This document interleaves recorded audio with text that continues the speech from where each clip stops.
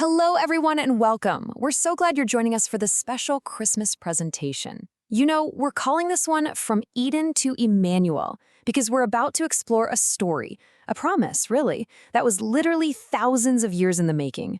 Now, this special presentation comes to you from Dr. Joshua Nichols of Faithful to the Word Ministries. He's a pastor and a PhD, and we're going to be diving into his work to trace the Christmas story all the way back.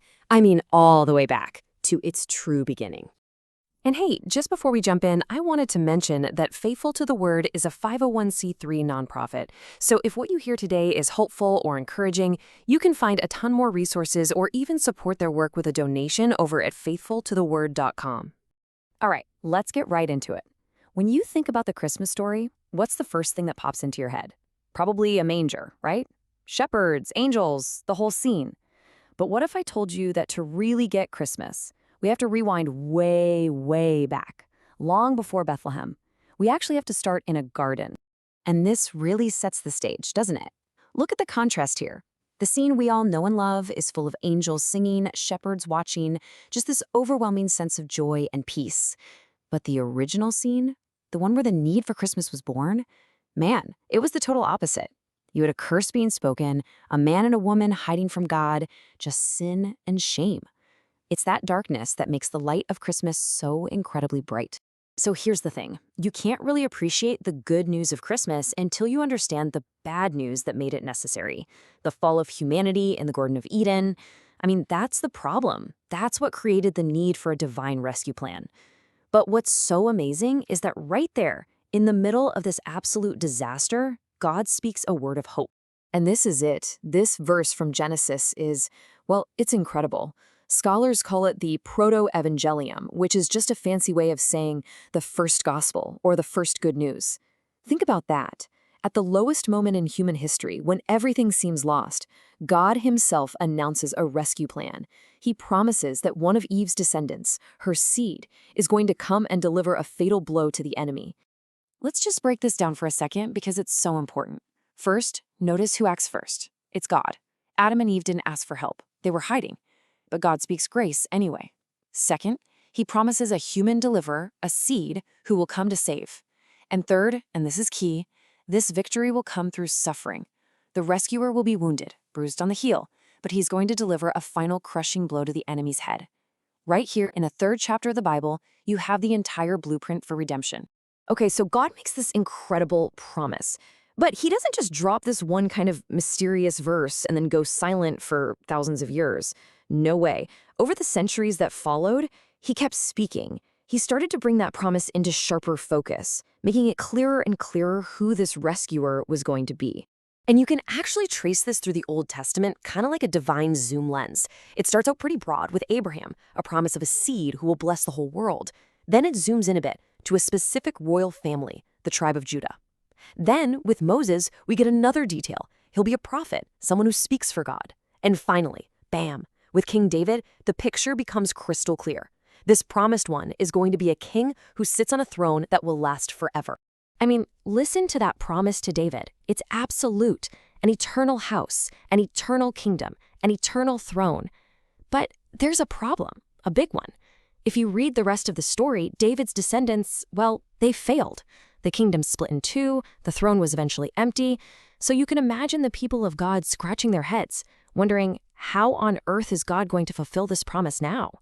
All they could do was wait and hope for the true king to show up. So everyone's expecting this powerful, conquering king, right? A new David who will fix everything. And right when that expectation is at its peak, the prophets, and especially the prophet Isaiah, throw a massive, unexpected curveball into the story. So this really becomes the central question, doesn't it? Okay, a powerful king is coming. We got that, but how? How is he going to save his people? How is he going to finally undo that curse from the Garden of Eden? Is he going to raise an army? Seize political power? The answer Isaiah gives is something nobody, and I mean nobody, saw coming. Isaiah reveals this shocking truth. The king will save his people not as a mighty conqueror, but as a humble servant.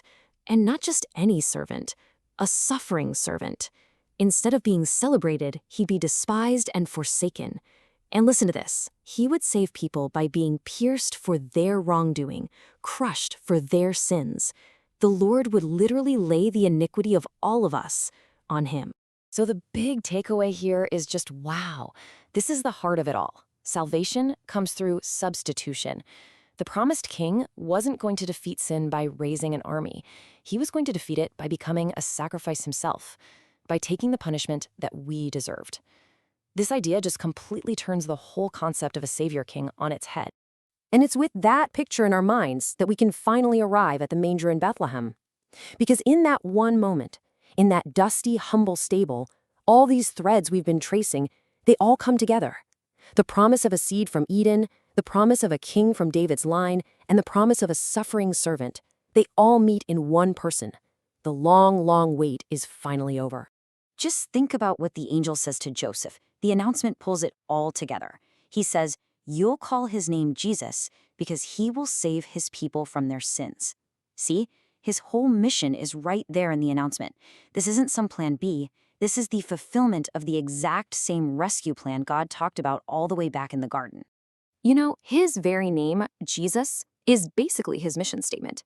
It comes from the Hebrew name Joshua, which literally means the Lord saves. So every single time you say his name, it's a reminder of his purpose. He is the one who came to save.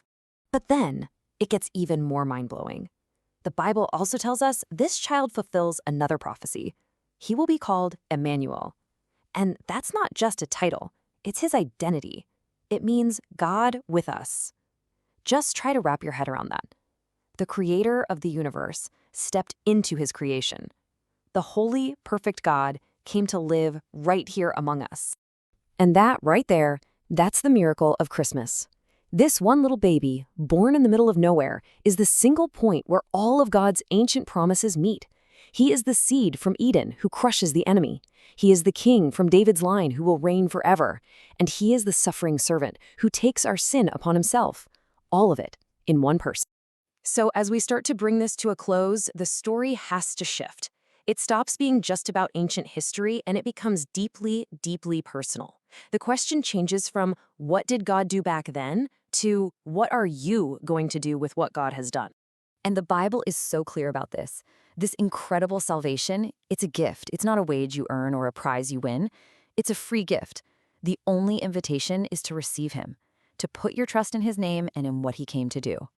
Look, the message of Christmas is really this simple. The Savior has come. The problem that started way back in that garden has been solved by the baby in the manger who went to the cross.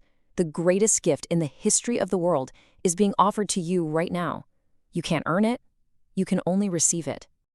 And with that, on behalf of Dr. Joshua Nichols and all of us here at Faithful to the Word Ministries, we just want to wish you and your family a truly wonderful and very Merry Christmas. Thank you so much for spending this time with us. Again, if you want to dig deeper, find more resources like this one, or maybe even support the nonprofit work they're doing, please visit them online at faithfultotheword.com.